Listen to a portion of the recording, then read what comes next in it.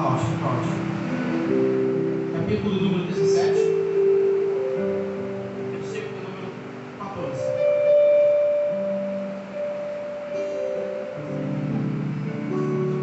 É um texto relativamente pequeno, mas com informações muito grandiosas, muito importantes. Quem achou isso, amém? Amém.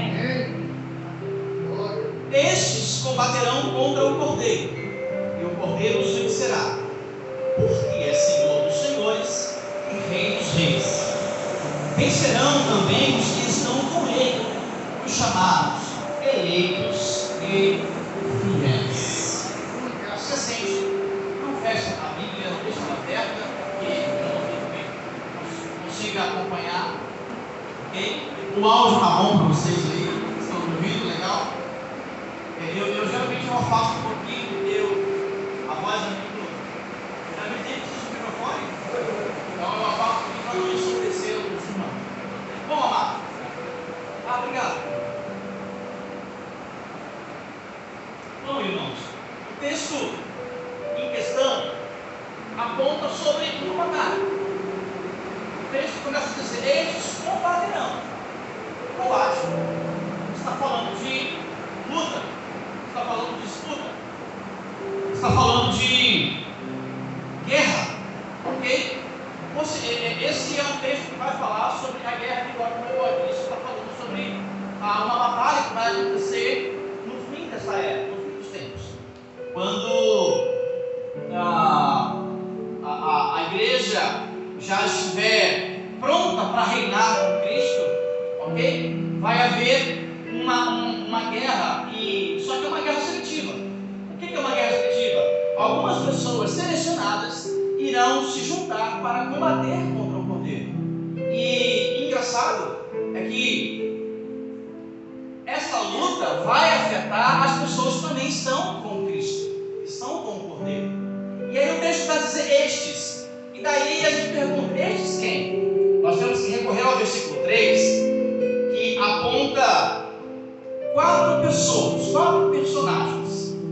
Aponta uma mulher, aponta a besta, aponta 7 cabeças e aponta 10 chifres.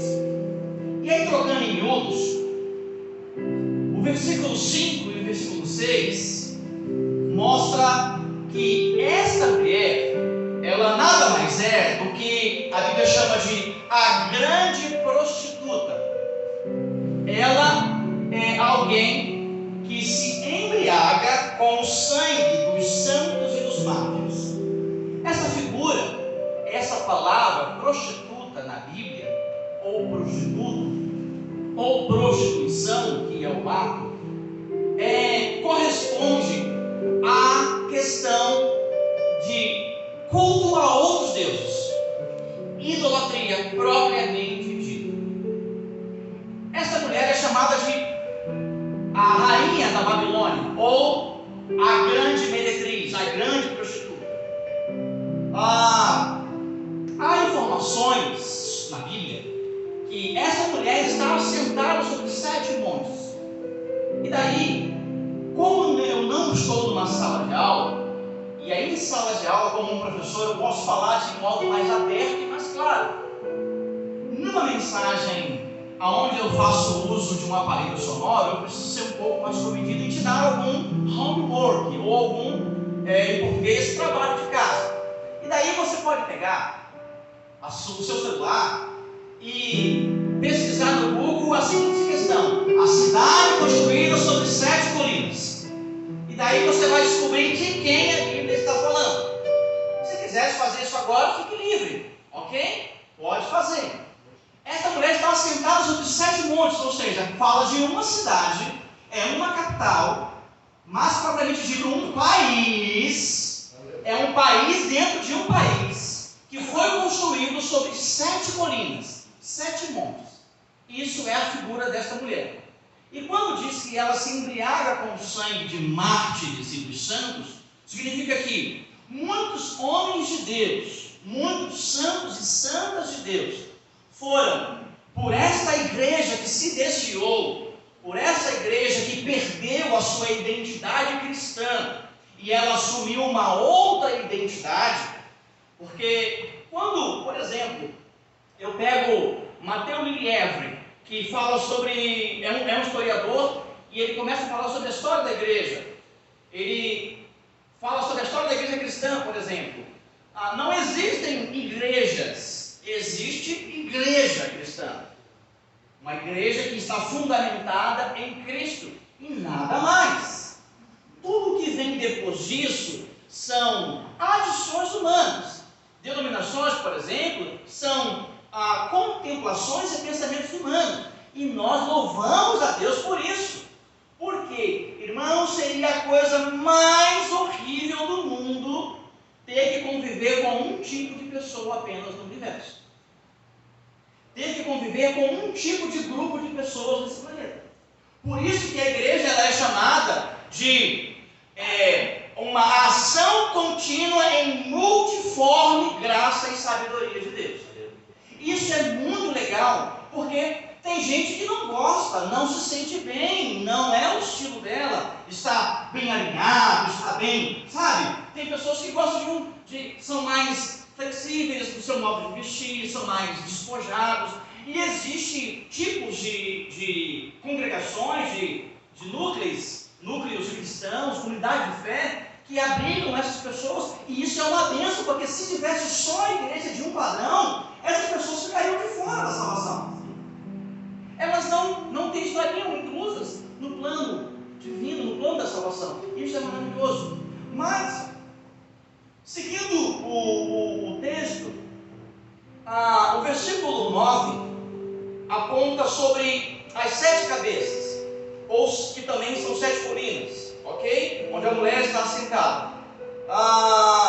Mas também representa 7 líderes que trabalham diretamente para esta mulher, para este corpo, para este núcleo, para essa funcionalidade, para essa organização, para este grupo de pessoas. 7 líderes, 7 cabeças, também chamados de 7 reis. Em algumas culturas, em alguns contextos, são chamados de reis, são chamados de líderes, são chamados de cabeças. No versículo 11 fala sobre a besta, que é uma alusão ao 8º líder, ou seja, essa mulher viaja, ela se transporta através desta besta para este combate, ok? E essa besta é a alusão ao 8º líder, que significa aquele que teve o privilégio de liderar por um tempo e não se alongou a sua liderança, o seu reinado durou pouco tempo, mas ele é o 8º, e dentro da perspectiva bíblica, ele volta para conduzir esta mulher para esta batalha, e vai estar ali a mulher, a besta, 7 cabeças, ok? E 10 chifres. Versículo 10, versículo 12, melhor dizendo, fala sobre os 10 cabeças, que são 10 reis, ou 10 líderes mundiais. Vão haver já ouviu falar o termo globalização? Esse termo está muito presente na nossa vida, no nosso cotidiano. Tudo é questão de globalização. E aí tem a NOM, N-O-M, Nova Ordem Mundial. Há de se juntar pessoas ao redor do mundo que têm influência no campo político, no campo econômico e no campo religioso, com o intuito de fazer uma unificação. Já ouviram a expressão uma única moeda? Vamos ter uma única moeda, e aí daí vai vir mais para frente a marca da besta, ou seja, um sistema de controle para aqueles que não tiver cadastrado, ok? Sabe o que nós experienciamos há algum tempo, um tempo bem recente? Se não estiver usando certo aparato, não pode entrar aqui para comprar, não pode entrar aqui para vender, ok? Há pouco tempo tivemos essa inserção, esse treinamento. Há pouco tempo, quem não estivesse com máscara não comprava e nem vendia. E qual foi a a desculpa, o sistema que se usou para manipular e controlar as pessoas? A saúde. E foi algo que eu tive o privilégio de andar pelo Brasil, e eu usei o meu trabalho para fazer a obra, e fazendo a obra no meu trabalho, irmãos, era uma coisa que em qualquer lugar, em qualquer sertão do Brasil estava lá, sabe, essa doutrina. E eu fiquei olhando, e a gente acompanhava algumas notícias de outros países, e era uma coisa que tomou uma proporção global, ok? Mas muito bem, vai haver essa junção desses líderes para o controle mundial, ok? Para manipular as pessoas. E então, depois disso, quando tiver todas essas questões arranjadas, tudo arrumadinho, vai haver uma batalha. Só que o versículo de número 14 diz que o Cordeiro os vencerá. E aqui eu começo, depois dessa introdução, talvez um pouco longa, a dizer que nós temos uma ideia um pouco equivocada quanto ao termo Cordeiro. Comumente nós pensamos em uma imagem franzina, débil, inapta a alguma desculpa. Mas o texto diz que nesse combate o vencedor é o Cordeiro. E a gente gosta de falar, não, porque o Cordeiro, ele sofreu. A gente até muda o tom da voz. O Cordeiro, ele é sofredor, ele aguenta tudo. E a gente muda o tom da voz. Mas ele vem como leão, aí a gente grita, aí a gente imposta a voz, aí dá aquela rouquidão, aquele drive na voz, sabe? Irmãos, Jesus vence como Cordeiro, como pombo, como leão, porque há um detalhe: Ele é Senhor dos senhores e Rei dos reis. Amém. Glória a Deus. Não importa a forma como Jesus é apresentado, como Cordeiro, como leão, como o Filho do Homem, como a semente da mulher. Em Gênesis, ele é descrito como a semente da mulher. Aleluia. E aí? Qual é a diferença? Irmãos, para os biólogos, semente não é semente. Para os biólogos, semente é uma árvore que ainda não se desenvolveu. E o que Jesus é chamado? Ele é a raiz de Jessé. Glória. Ele é a árvore da vida. E há uma canção antiga que diz, olha a canção diz: Deus forte como Jeová, não há outro que eu conheça. Um corinho que nós cantávamos nesses dias. Deus forte como Jeová, não há outro que eu conheça. Deus de vitória, varão de guerra, Deus poderoso, é o Senhor. O Cordeiro o vencerá, porque Ele é Senhor dos senhores. E daí tem uma coisa muito importante: muitos recebem Jesus como seu Salvador. Estaciona nesse ponto. Jesus é o Salvador? Sim, claro que é. Até porque ele disse, o próprio Jesus disse, a salvação vem dos judeus. Ele é a salvação, ele é o Salvador. Em Isaías, o profeta disse: olhai para mim e sereis salvos. Isaías não estava falando dele mesmo, estava falando de Jesus. Olhai para mim e sereis salvos, vós, todos os tempos da terra. Jesus, ele é o produtor da salvação, sabe? É o garantidor da salvação. Mas se nós estacionarmos nesse ponto, nós estamos completamente fora do propósito divino. Porque não podemos ter Jesus apenas como Salvador. Quem tem Jesus como Salvador precisa também tê-lo como Senhor. Porque em Colossenses 1,18 diz que Cristo é a cabeça do corpo, no qual tudo está ajustado.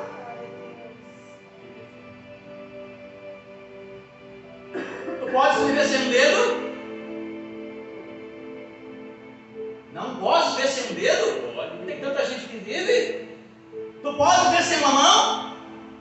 Tu pode ver sem a língua? Tem gente que vai sofrer com isso, mas vive. Você pode ver sem os olhos?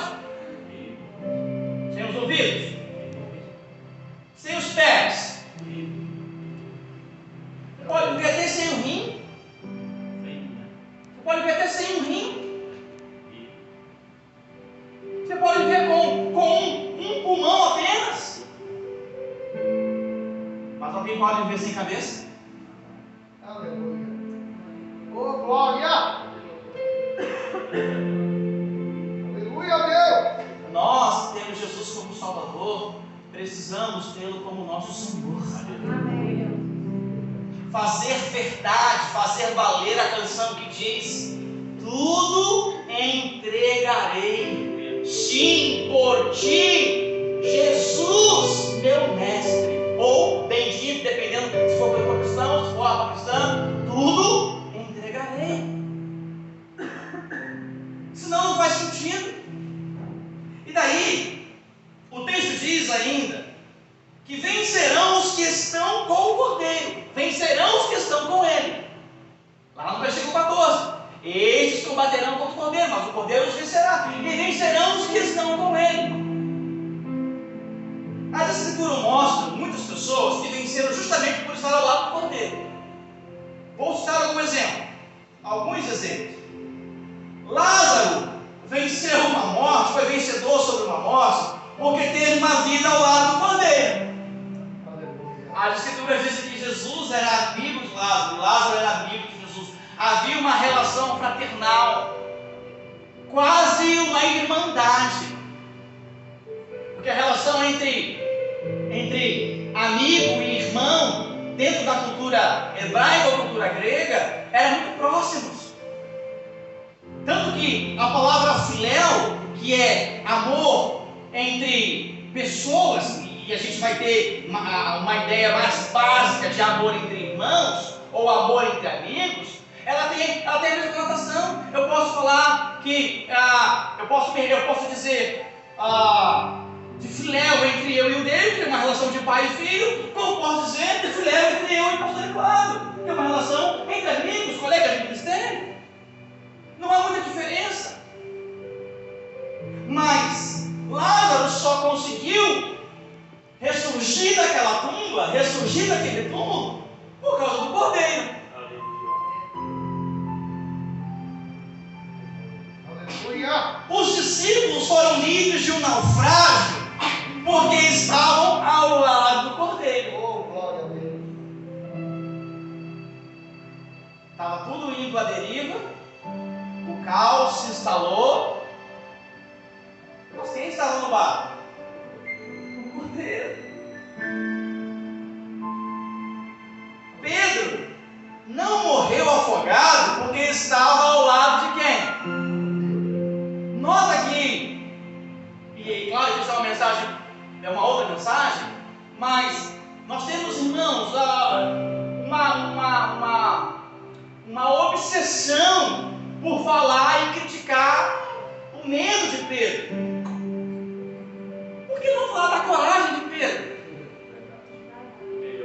Foi o único que falou assim: se tu és, me manda aqui eu ir, manda eu ir que eu vou. Quero ver se tu é cabra macho mesmo. Se tu é mesmo quem diz que é, diga para eu ir que eu vou. E o cabra foi. Oh, irmão, tem gente que vai na praia e toma banho de canequinha porque tem medo de morrer afogado. Oh, por favor, quer criticar o cara aqui? Oh, por favor. Mas olha que interessante. Quando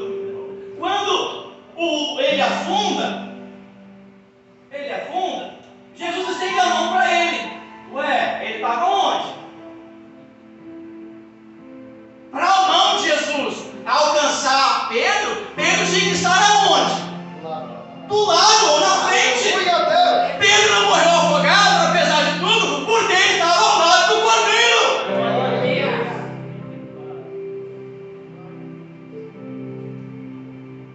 Os noivos em Caná da Galileia, seus pais, os fornecedores do buffet, da decoração, foram salvos de um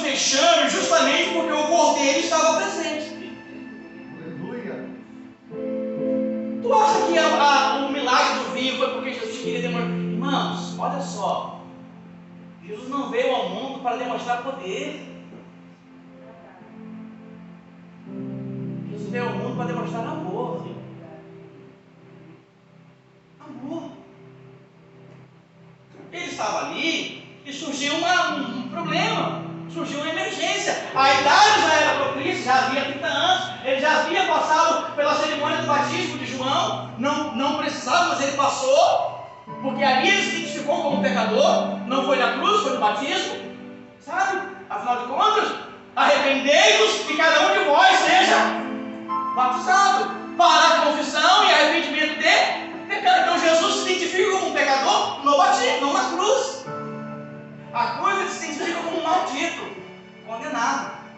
Apenas isso. Sabe? Então, Jesus ali,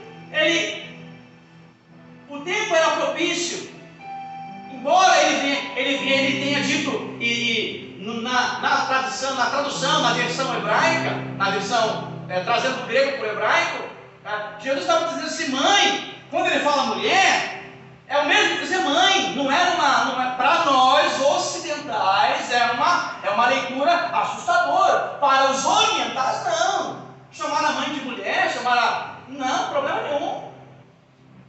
Maternia, problema nenhum. E ele falou assim, olha, ainda não é a minha hora.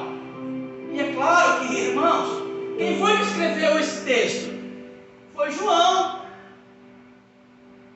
E será que João estava no presente momento do discurso, da conversa entre a mãe e Jesus? Ou ele colhe informações anos depois, já depois da morte de Jesus, reúne os amigos, talvez no Shivá, na semana do Shivá, e começa a fazer as memórias?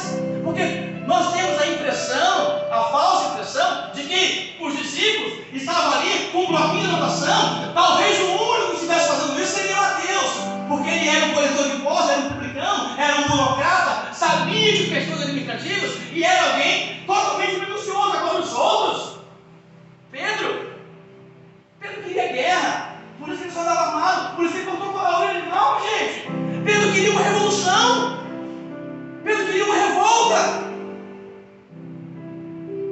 sabe? A gente não sabe o que tinha ali nas entrelinhas, mas o fato é que Jesus salva a reputação daquele casamento. Por quê? Porque o cordeiro estava presente. Aleluia. Pedro e André foram salvos de suas dívidas com Roma, porque resolveram ficar ao lado do cordeiro para ouvir seus ensinamentos. Após isso, receberam uma pesca maravilhosa. Lucas 5. Jesus pega o barco de Pedro. Eles estavam voltando da onde? Voltando da pesca, voltando do mar. E o que nós sabemos é que Roma cobrava impostos absurdos do povo judeu. E qual era a necessidade de Jesus fazer aquele milagre para Pedro? Possivelmente salvar a sua vida, salvar a sua empresa, porque diz o texto que eles eram sócios. Havia uma empresa, havia um empreendimento ali. Salvar a sua família.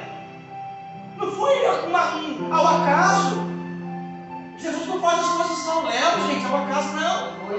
Então, eles, talvez muito preocupados, muito ansiosos, querendo ir embora, Jesus fala assim, posso usar seu barco? Pode. E Jesus pega o barco de Pedro, afasta um pouquinho, começa a colar, e talvez eles queriam sair. E quem sabe vocês vão fazer, por favor, fica mais 5 minutos. Eu tenho uma palavra para vocês. Hã?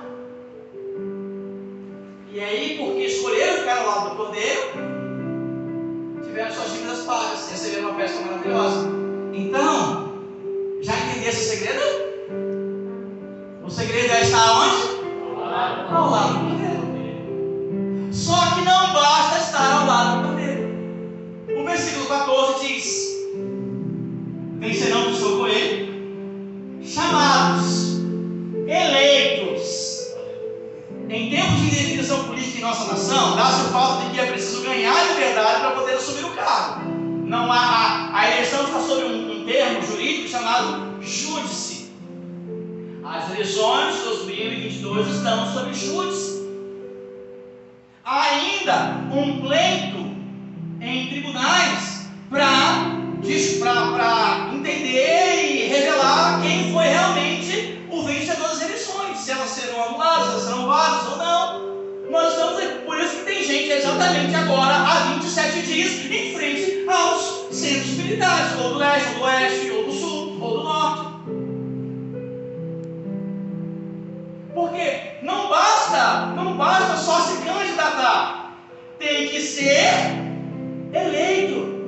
E daí, esse texto não fala aqui sobre predestinação, fala sobre eleição. E daí eu vou usar um termo baseado em Apocalipse 2:10, a parte C do versículo, que diz: ser fiel até a morte e dar-te-ei a coroa da vida. E eu quero usar o termo processo. É preciso passar por todo o processo para ser considerado um eleito. Aleluia. Tens andado em comunhão e em santificação? Porque devemos seguir a paz com todos e a santificação, sem a qual ninguém verá o Senhor. Entende que é um processo? Ah, mas eu já fui salvo. Jesus perdoou os meus pecados. Sim, você foi salvo. E durante a nossa caminhada, nós estamos sendo salvos para, quando houver a volta de Jesus, nós sermos salvos. A palavra no grego é sozo, que indica a ação de um presente contínuo. Eu fui salvo, eu estou sendo salvo e eu serei salvo. Então tem que ser eleito, tem que passar por todas as etapas. E deixa eu te falar uma coisa: no reino de Deus não existe pular etapa. No reino humano, você pode dar um jeitinho para você comprar a sua aprovação, comprar um gabarito, falsificar a sua nota. No reino de Deus, não. Para o reino dos céus, Deus conhece cada coração, esquadrinha cada pensamento e dá a cada um de acordo com as suas obras, com as suas ações. Então não basta só estar ao lado do Cordeiro, como também não basta só ser eleito, tem que também ser fiel. E esse é o grande tema da Bíblia para a nossa vida: ser fiel. E ser fiel não é uma opção. Eu não posso optar em ser fiel. Não é uma opção. O Salmo 101, verso 6 diz: os meus olhos procurarão os fiéis da terra, para que morem comigo. O que anda em reto caminho, esse me servirá. É um dever, uma obrigação eu ser fiel, porque Deus procura fiéis. Aleluia. Muitas vezes a nossa fidelidade é posta à prova para ver se realmente somos fiéis ou não. Sabia disso? Quer ver um exemplo? Estevão era um homem de Deus. A Bíblia diz que Estevão era um homem de Deus. A Bíblia diz que Deus era um homem, Estevão era um homem cheio do Espírito de Deus, cheio do Espírito Santo. Mas as pessoas só puderam visualizar isso no seu último momento de vida. Atos capítulo 7, versículo 15 diz: então todos que estavam assentados no sinédrio, fitando os olhos dele, viram o seu rosto como de um anjo. Opa! Esse homem tem um rosto diferente, está diferente. Sabe aquele homem que passava em frente a uma casa e uma mulher falou assim: olha, esse homem passa aqui todos os dias e eu vejo algo diferente dele. Esse homem é um santo homem de Deus. A gente não sabe onde é que ele vai, não sabe se ele tem lugar para se hospedar. Vamos construir um anexo aqui, vamos construir uma etícula para ele ficar hospedado conosco, porque não. Ou seja, viram alguma coisa, só que daí A convivência que vai provar se é ou não é. E deixa eu te falar de uma coisa muito séria. Nós usamos isso dentro do curso de casais que nós ministramos. Irmãos, você pode fingir santidade na igreja, você pode fingir santidade na plataforma aqui, no altar, você pode fingir santidade no ministério, você pode fingir santidade em qualquer lugar, mas você não consegue fingir santidade dentro de casa. Quem sabe se você tem uma vida de santificação é a sua família, é seu filho, é sua mulher, é seu marido, são seus irmãos, são seus pais, que sabem se você é um homem de Deus, um santo, uma santa de Deus, ou é só um imitador barato. Porque em casa você não consegue fingir ser o que você não é. E Estevão foi posto à prova. Olhando, viram que ele parecia um homem de Deus, cheio, um rosto como de um anjo. E aí no verso 57 diz: então eles gritaram com grande voz, taparam os ouvidos e arremeteram unânimes contra ele, e lançando-o fora da cidade, o apedrejavam. E as testemunhas dispuseram as suas vestes aos pés de um ancião chamado Saulo. Ou seja, e apedrejavam pois Estevão, que orando dizia: Senhor Jesus, recebe o teu espírito. E pondo os joelhos, clamou com grande voz: Senhor, não nos imputes esse pecado. Tendo dito isso, adormeceu. Existe uma diferença entre parecer e ser. Estevão transpareceu a aparência como de alguém com o rosto de anjo, um homem de Deus. E aí ele foi posto à prova. E nessa prova ele passou aprovado, porque ele não xingou, não murmurou, não amaldiçoou. Ele orou pelos seus perseguidores e Deus o recolheu.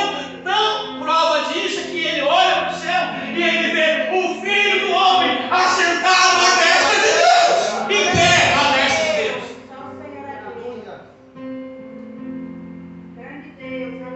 Então a nossa fidelidade, ela vai ser posta à prova.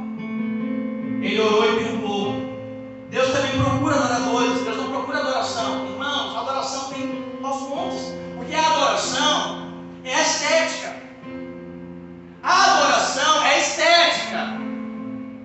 A adoração é o que você faz, é a forma como você faz. Isso é adoração. A forma como se faz. Estética. Se é tradicional, se é convencional, se é despojado, se é atual, se é atualizado, se é moderno, se é ultramoderno, isso é estética. Deus procura adorador. Adorador é o que tu é. É a essência.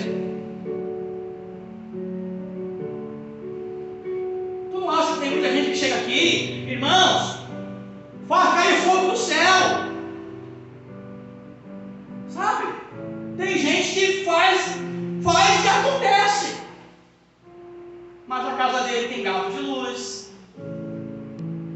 A internet é roubada do vizinho. Sabe? Não paga aquilo que deve. Não estou dizendo para ti que está endividado, como eu também estou endividado. Isso aí é uma sina de todo brasileiro. Sabe? Principalmente a banco. Quem tem relação com o banco está sempre devendo alguma coisa. Ou seja, cheque especial, ou seja, o cartão de crédito, ou seja, enfim. Mas não dá testemunho perto de casa, na vizinhança, na escola, no trabalho. Então, Deus procura adoradores. João 4,24 diz que o Pai procura adoradores. Sabe? E daí, se a fidelidade ou a adoração for de acordo com as emoções, então não passamos de atores. Na Grécia Antiga, os atores eram chamados de hipócritas, porque eles usavam uma máscara para cobrir o seu rosto. E quando a gente simula uma coisa que a gente não é, isso é hipocrisia. Isaías 29,13 diz: por isso o Senhor disse: pois que este povo se aproxima de mim, e com sua boca e com seus lábios me honra, mas o seu coração está afastado de mim, o seu coração está longe, e o temor deles se foi para comigo. O que isso significa que para nós vencermos, nós precisamos estar com o Cordeiro, ser eleito e ser fiel. Se eu sou fiel, há uma ideia muito clara sobre isso. Talvez os mais novos não sabem o que é, mas eu sou igual o táxi, sabe? O táxi, ele é novo de ano, mas a quilometragem dele é, sabe? Eu e minha esposa somos assim, 22 anos de casado, 40 anos de idade, 45 anos de idade, mas irmãos, já rodamos.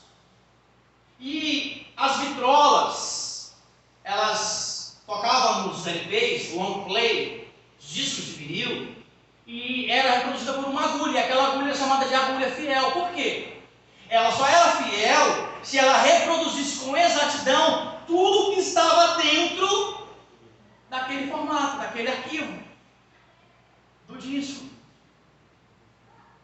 Para sermos fiéis de fato, nós temos que reproduzir exatamente aquilo que Deus colocou gravado dentro de nós. E a Bíblia diz que nós fomos selados pelo seu Espírito Santo. Glória a Deus. E nós precisamos reproduzir a cultura do céu, reproduzir os valores cristãos.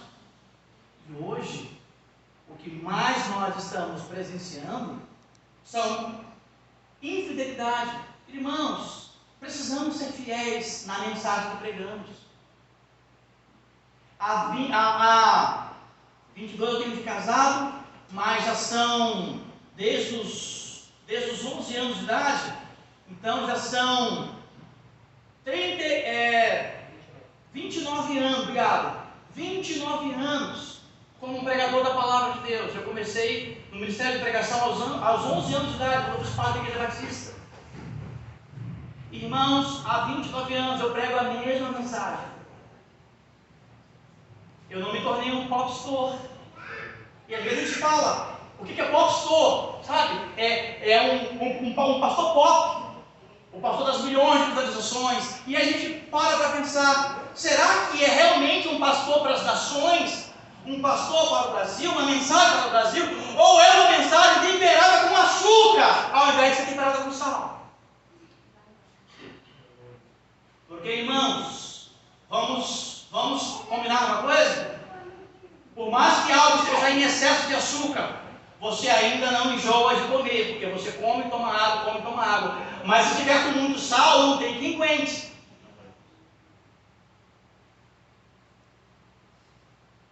Não tem quem aguente comida cheia de sal. O doce pode estar doce do jeito que for, mas tu aguenta, tu come. O máximo que pode acontecer é a tua glicose aumentar e tu ficar cometido de uma diabetes. Agora, a comida muito salgada pode fazer o quê? Elevar a sua pressão. Às vezes a gente ouve umas mensagens que elevam a nossa pressão. Senhor, será que eu estou tão ruim assim mesmo? Será que eu preciso melhorar assim, Senhor mesmo? Eleva a nossa pressão, porque a palavra diz que a nossa mensagem deve ser temperada com sal.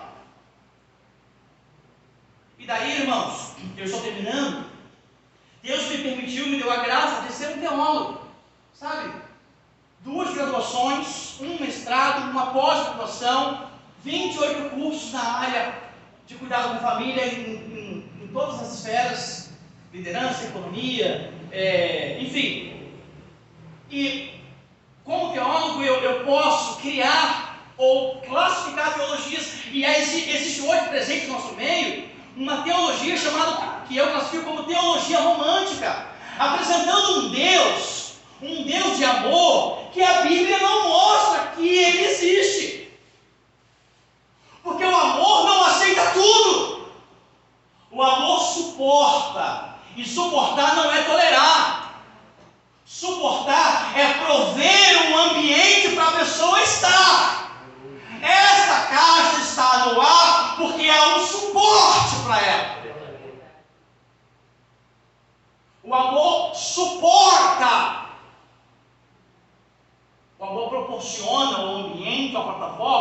assim está. O amor não aceita tudo. Que isso? Hoje se ouve, não, nós precisamos amar, mas não precisamos punir. Irmãos, Deus faz como um pai, porque o pai ele corrige, ele pune a quem ele ama, disciplina a quem ele quer bem. Esse é o amor de Deus, um amor que é firme. Jesus, o maior exemplo de amor, em Marcos 16:16, ele diz: aquele que crê e for batizado será salvo, mas quem não crê, a salvação e a condenação presentes no mesmo versículo, dita pelo maior exemplo de amor que existe. Irmãos, papo furado isso. Vamos parar. Fiéis. Que tipo de fidelidade Deus está procurando? Fiéis ao casamento, fiéis ao ministério, fiéis à paternidade, fiéis nos negócios, fiéis no trabalho. Que tipo de fidelidade?